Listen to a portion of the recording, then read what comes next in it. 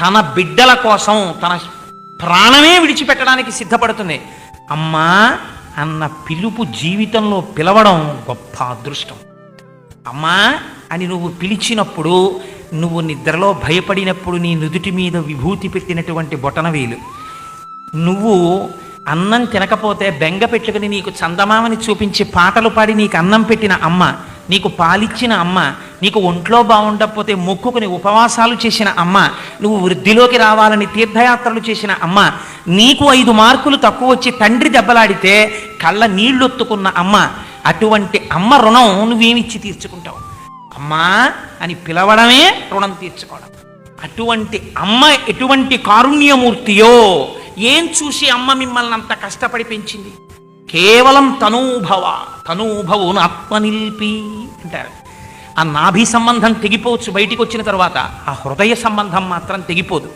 తను అంటకాగిపోయింది బతికున్న నాళ్ళు భర్తతో, కానీ తన శరీరం వదిలిపెట్టేసే ముందు మాత్రం ఆ కొడుకుల్ని చూస్తూ కొడుకుల ఒళ్ళో తలపెట్టుకు చచ్చిపోవాలనుకుంటుంది. భర్త పక్కనున్న పిల్లల మీదకు పోతుంది వ్యామోహం. తను ఆఖరణ తన శరీరం కట్టెల్లో కాల్చేయవలసి వస్తే, ఇంత నేను ఆయనతో తాళి కట్టించుకుని ఆయనతోనే జీవితాన్ని పంచుకుని బతికినా నా కొడుకులు నన్ను కాల్చేస్తే నేను చాలా హాయిగా కాలిపోతానంట. ఏమి మమకారం అండి తల్లిది, ఏమి ప్రేమండి తల్లిది. అటువంటి అమ్మ ఎటువంటిదో, మాతృదేవో భవ, పితృదేవో భవ, ఆచార్య దేవో భవ, ఇది ఈ జాతి సంస్కారం. ఆ అమ్మ ప్రేమ ఎటువంటిదో ఈశ్వరుడి ప్రేమ అటువంటిది. ఈశ్వరుడు అంతటా వ్యాపించి ఉంటాడు. ఆయన అగ్నిహోత్రం లాంటివాడు. ఆయనకి ఏమీ అంటదు, ఆయనకి ఏమీ పట్టదు. ఆయన హాయిగా సాక్షి మాత్రంగా ఉండగలిగినటువంటి వాడు. అటువంటి పరమాత్మ బిడ్డలందరూ అరిస్తే, బిడ్డలందరూ బాధపడితే పరుగు పరుగున వచ్చి అవతార స్వీకారం చేస్తాడు.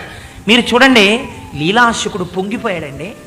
జన్మలేని వాడివి జన్మనిత్తావా, పశుల కాపరి ఇంటిలో పుట్టావా, ఆవుల వెంట దూడల వెంట పరిగెత్తావా, ఆఖరికి గొల్లకాంతల ఇళ్లలోకి వెళ్ళి వెన్న దొంగతనం చేశాడు అనిపించుకున్నావా? సోదర ప్రేమ అనేటటువంటిది అపూర్వమైనటువంటి ప్రేమ. ఒక జన్మకి వీళ్ళు నా తోబుట్టువులు అని చెప్పుకోవడానికి అవకాశం వాళ్ళతో మాత్రమే కలుగుతుంది. అది ఏ కారణం చేత కూడా విడిచిపెట్టబడవలసినది కాదు. అంత ప్రేమతో అన్నదమ్ములు ఎప్పుడూ కలిసి ఉండాలి. ఒకరితో ఒకరికి నచ్చని విషయాలు కొన్ని ఉండవచ్చు, వాటిని ప్రస్తావన చేయకుండా కలుసుకున్నప్పుడు మంచి విషయాలు మాట్లాడుకుని ప్రేమగా ఉండడానికి అభ్యంతరం లేదుగా.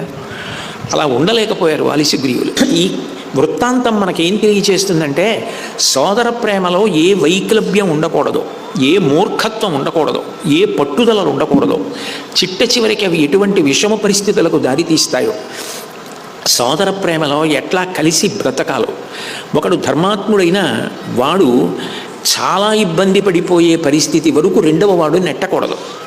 ఈ విషయాన్ని మనకి వాలి సోదరుల యొక్క వృత్తాంతం బాగా ఆవిష్కరిస్తుంది. ఏం చెప్పుకుంటాడు సుగ్రీవుడు? ఎంతమందికి చెప్పుకుంటాడు? మీ అన్నగారు ఎందుకు నేను ఇట్లా చేశాడు అని అడిగితే ఎంతమందితో చెప్పుకుంటాడు తన బాధ? ఆయన ఎంత ధర్మాత్ముడైతే మాత్రం ఏం ప్రకాశించింది ఆయన సంతోషం? అన్నగారి అండ ఏం లభించింది?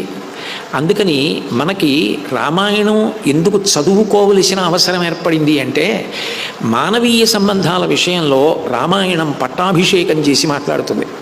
మన వలన ఏ దోషం జరగకూడదో, మనం ఎట్లా ఉండాలో, కనీసం జన్మనిచ్చినటువంటి తల్లిదండ్రుల విషయంలో ఎట్లా ఉండాలి, కుటుంబం, తోడపుట్టిన వాళ్ళు ఎవరో కొద్దిమంది ఉంటారు, వాళ్ళతోనే ప్రేమగా ఉండడం రాని నీకు సమాజంలో అందరితో ప్రేమగా ఉండగలవు అని విశ్వసించడం ఎలా కుదురుతుంది?